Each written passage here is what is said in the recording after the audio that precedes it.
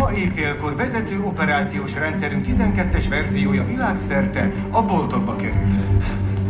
Bizonyára nem meglepő, hogy kinek köszönhetjük. A programozó részleg vezetőjének, akinek az édesapja is sokat tett azért, hogy az Encom azzá váljon, aminek ma ismerjük. Edward Dillinger. Szép. Remek.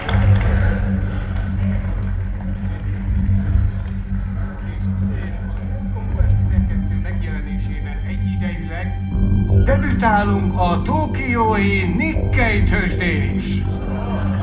Ezzel megindul az Encom részvények